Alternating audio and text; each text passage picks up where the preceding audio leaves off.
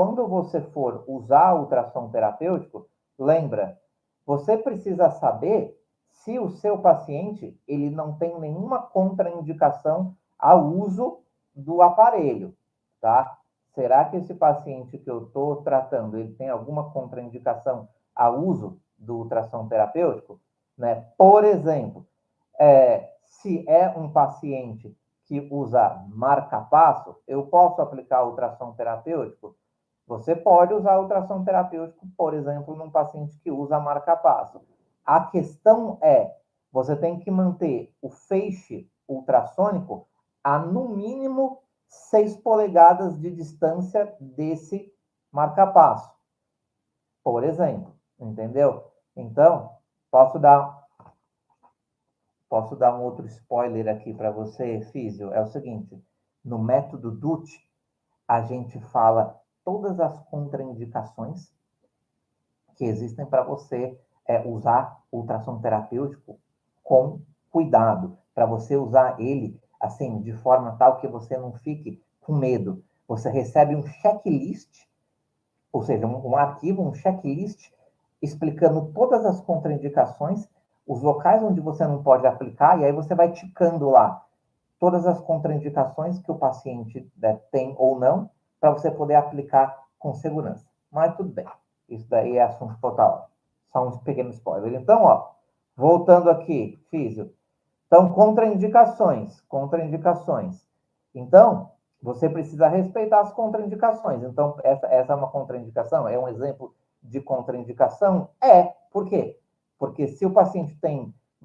existem as contraindicações absolutas e as contraindicações relativas, né? Então, o marca-passo é uma contraindicação absoluta ou relativa? Relativa. Por quê? Porque se você se manter, né? Se você se manter, ou mantiver, enfim, se você ficar a no mínimo 6 polegadas de distância do marca-passo com o seu ultrassom, você pode aplicar, certo? Certo. Bom, outro exemplo de contraindicação que você tem que respeitar. Câncer. Bom, o câncer é uma doença que gera, né, a proliferação celular, né, uma proliferação celular de forma descontrolada, né? O ultrassom influencia a proliferação celular? É óbvio, né? Por quê? Porque ele impulsiona lá o reparo tecidual, então ele estimula a proliferação tecidual. Então, se o paciente tem câncer, você tem que tomar muito cuidado. Você não pode, na verdade, usar ultrassom terapêutico em um paciente com câncer. Qual que é a instrução? Se o paciente está livre do câncer há pelo menos 5 anos, você pode aplicar e não no local onde ele teve o câncer. Vou repetir. Se o paciente está livre do câncer há pelo menos 5 anos e você vai aplicar ultrassom terapêutico no local onde ele não teve câncer, você pode aplicar, correto? Segunda parte do bônus, calibragem e manutenção. Físio, é o seguinte, ou você mantém o seu aparelho com a manutenção em dia e calibrado, ou você não está fazendo uma aplicação segura. Por quê? Pelo seguinte, imagina o seguinte, você configurou o aparelho de uma determinada maneira, né?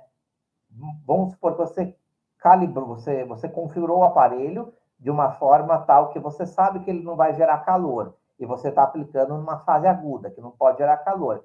Se esse aparelho não tiver com a manutenção em dia e com a calibragem em dia, pode acontecer de você entregar uma dose diferente daquilo que você escolheu. Se ele está entregando uma dose para mais daquilo que você colocou no aparelho, isso pode ser prejudicial, porque lembra, já pensou, o paciente está na fase aguda, você tá, e o aparelho está descalibrado, com a manutenção não em dia, você vai lá e gera calor. Pronto. Tá aí o problema, tá aí o BO está instalado, né? Então, para você ter certeza que você está entregando, né, a dose correta que você escolheu, lembra, ó, calibragem e manutenção. Físio, lembra? Calibragem e manutenção.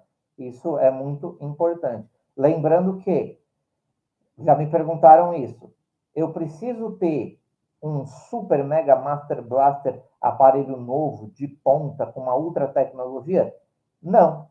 Se ele tiver com a calibragem, com a manutenção em dia, e você fez o teste de cavitação, é o que você precisa, entendeu? É óbvio que se você tem condições de ter um aparelho melhor, mais novo, né, com uma tecnologia mais atual, com peças melhores, né, é melhor. Por exemplo, né, a sound head, que é a cabeça acústica, ela pode ser de cerâmica, ela pode ser de aço inoxidável e ela pode ser de alumínio, né?